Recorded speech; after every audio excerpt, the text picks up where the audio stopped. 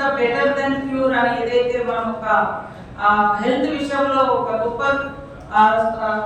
నియమ నిబంధనలు పాటిస్తామో ప్రతి దగ్గర ప్రివెన్షన్ ఇస్ బెటర్ దెన్ ఆ ఇష్యూ రైజ్ కాకముందే అది పబ్లిక్ లోకి వచ్చి మన వ్యక్తిత్వం దెబ్బతినకముందే. నేను అందరికి ఎక్కడికి వెళ్ళినా ఒకటే చెప్తా, మనసు పెట్టి పనిచేయండి. ఒక ఆఫీసర్ ఒక దగ్గర నుంచి ట్రాన్స్ఫర్ అయిపోతుందంటే కనీసం దుఃఖించే జనాలు మన కోసం నలుగురు ఉండాలి. అది ఎట్లా వస్తుంది, బాధపడే ఎట్లా వస్తుంది? మనం ఆ ఫీల్డ్లో ఆ ఊళ్ళో మనదంటూ ఒక ముద్ర, మనం చేసే ఒక ప్రోగ్రెస్ యాక్టివిటీస్ తోటి మన మీద అంత ప్రేమ పెడుతుంది. చాలా మంది అధికారులకు పబ్లిక్ రిలేషన్ లేక ఎవరు వస్తారో ఎవరు పోతున్నారో అనుకుంటారు.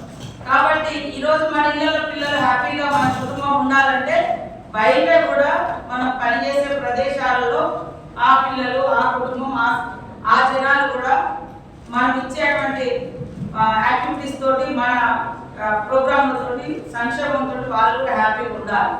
కాబట్టి నా పొద్దున 10 గంటలకు వచ్చినామా, సాయంత్రం 5 గంటలకు వెళ్ళినామా అనేది చూసుకుంటే పుట్టుకకు గిట్టుకకు మధ్య మీరు డ్యూటీలో చేయలేని తర్వాత రిటైర్మెంట్ అయ్యేంత వరకు ఏం సాధించినాం, మనదంటే ఏముంది ఇక్కడ అని వెనుక చూసుకుంటే ఏం కనపడదు. కాబట్టి ఖచ్చితంగా మనం అంటూ ఏదో కేవలం డ్యూటీ లాగానే కాకుండా మనసు పెట్టి పనిచేయండి. మార్పుకు నాంది పలుకుదాం.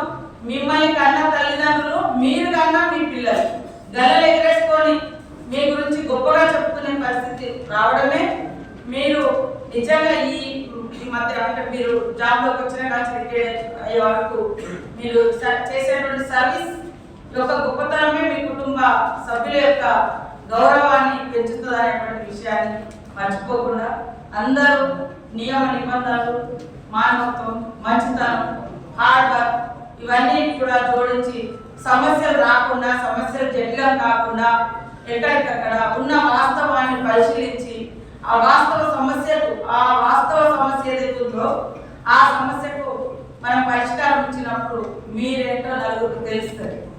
కాబట్టి ఆ రకంగా మీరందరూ కూడా పనిచేసి ఈ జిల్లా ఇన్ఛార్జ్ మినిస్టర్గా నాకు కానీ ఇక్కడ ఉన్న వేదిక మీద మరి పెద్దలు కానీ ఎమ్మెల్యేలు కానీ అధికారులు కానీ అందరూ all one team one family.